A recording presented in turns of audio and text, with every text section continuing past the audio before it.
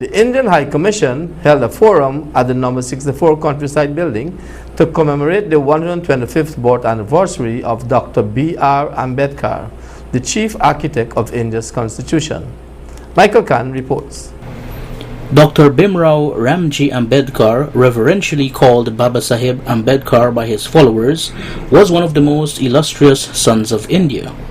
He entered the socio-political scene in the early 1920s and played a crucial role in the social, cultural, economic and political transformation of India during the closing decades of British rule.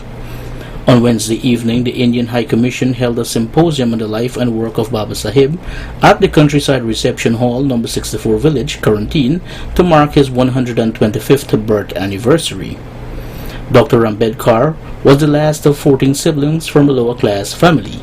He was born on April 14, 1891, and endured many hardships in his early days, but still managed to become the principal architect of the Constitution of Independent India and the first Minister of Law of that country. Students of the University of Guyana Berbice campus, Maria Fraser and Farzana Hakim, spoke about Baba Saheb in front of an audience of special invitees and the media. He belonged to the Maha caste, often called the untouchables. These were persons who were seen as pawns in society. His entire childhood, he was made mockery of, but he ignored the discouragers and self-motivated himself to be a better person. And so he said, "They tried to bury me, but they didn't knew I was a seed." Ambedkar converted a disadvantage to an advantage. He worked hard to attain the most highest and reputable degrees at world-class universities in America and in London. Baba Saheb was determined to make a difference in his country. While studying abroad, Ambedkar had an unforeseen experience where he was almost expelled from the university for sneaking in and eating bread in the library. He pleaded to his professor not to expel him, for he had not eaten much in his life, for he was not from a wealthy family and was bullied most of the time. The professor believed Ambedkar's story, and from then on, the professor shared his lunch with Ambedkar. He was classified as an untouchable. Nevertheless, he overcome the stigma and the hurdle of untouchability to become the highest decorated economist in India till today. With a PhD and a DSc from Columbia University, University of London, and London School of Economics of UK. Liberty, equality, and fraternity, a motto derived by Baba Ambedkar from the teachings of Buddhism. It is a motto he lived by and inspired his people to follow. As he said, and here I quote, "It was indeed a way of life which recognized liberty, equality, and fraternity as the principles of life and which cannot be divorced from each other. Liberty cannot be divorced from equality. Equality cannot be divorced from liberty, nor liberty cannot be divorced from fraternity." Describing Dr. Ambedkar as a great social reformer, a valiant champion of human rights, and an emancipator of the downtrodden masses of India, Professor Daisal Samad further added, "He is formidable, not just because of his lasting contribution to India, but because of what he had to overcome to become what he became, to fashion and refashion a nation." Dr. Ambedkar's parents, as you've heard, were of what is called the Mahar caste, which was viewed by the upper classes as scornful, as untouchables. Even ordinary education, that which many of us in our nation take for granted, was not allowed to. He was not allowed into classrooms, having to sit outside and try to hear and learn for himself. Baba Saheb was known as a man who dedicated his life to awakening the social conscience of modern India. We here in Berbice, in Guyana, so far removed time and distance and ancientness and complexity from India. We celebrate the 125th birth anniversary of Dr. Ambedkar because we can learn from him. We can learn much, but only if we as Guyanese shed the dirty garments of ignorance and arrogance. We can learn from the life of Dr. Ambedkar that any abuse of another human being is wrong.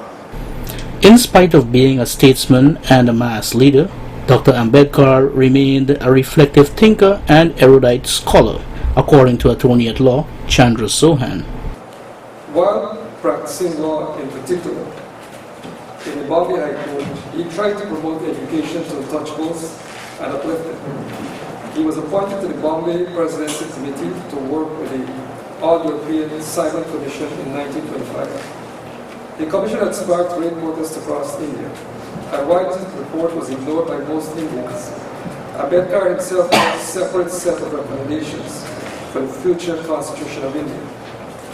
By 1927, Ambedkar had decided to launch active movements against untouchability.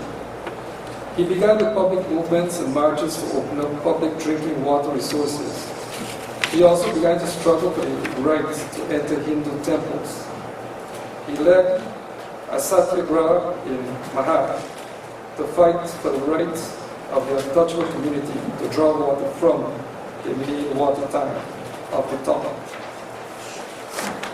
From this struggle, he launched a political career, and that is when he became more active from 1935, when he was appointed the principal of the Government Law College in Bombay. In 1936, Ambedkar founded the Independent Labour Party, and that is where he contested the Central Legislative Assembly, where in two different areas he won 11 and 3 seats respectively. Guest speaker, the Honorable Minister of National Security, Comrade Ramjatan, in his presentation noted that Baba Sahib was not simply a leader of untouchables or leader of the oppressed people, but a national leader. This individual, lawyer and economist and Indian patriot did remarkable things through the process of street demonstration, court litigation, and parliamentary representation to ensure a better deal and a better life for his people. And this was not a person that only had a set of Indians as his constituency. He wanted all of India to be his constituency. He fought for women's rights long before a very conservative menfolk in India didn't bother and didn't care. He fought for the untouchables against great odds from even people who you'd least expect opposition from. He fought for his territory in Jammu and Kashmir, not to have those left out as part of the territory of India. He fought for Muslims' rights. And he was so much all-encompassing. In the course of his eventful life, Dr. Ambedkar made outstanding contributions as a scholar, educationist, journalist, an authority on comparative religion, a policy maker, parliamentarian, and jurist. Yes, you got a right to property, but a Dalit could never own property in India at a time. You can talk about all the freedom of the press and all of that, but they didn't have any newspaper that wanted to write for them. And you could talk about all their political rights, but they needed homes. They needed so many other social and economic rights.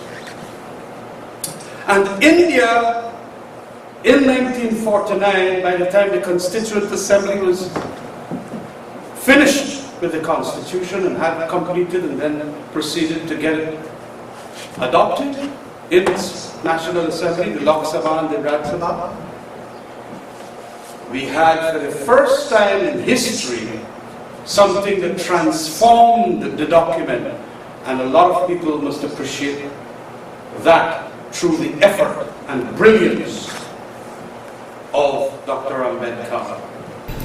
The Indian High Commissioner, His Excellency Venkatachalam Mahalingam, and the Second Secretary of the High Commission, Mr. T.D. Bhutia, also made brief remarks and thanked the audience for attending the symposium. He did not achieve what he achieved so easily. Being a Dalit, a member of the lowest caste in India, or untouchable, he was not allowed to sit in the class with the higher caste students. He had to sit outside the classroom to listen to what the teacher had to say. He cannot share the same vessel for drinking water.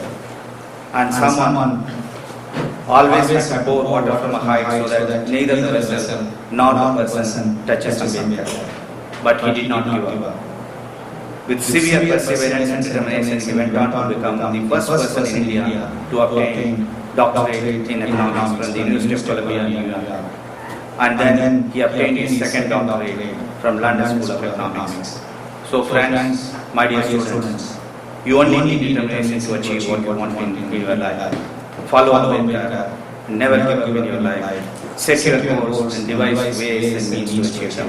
I'm sure you will agree that this event here in Barbies has played a small part in paying homage to that great soul and creating awareness about his contribution toward social justice and equality.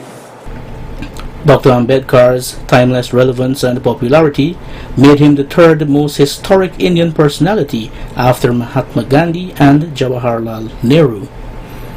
Michael Khan, Channel 8 News.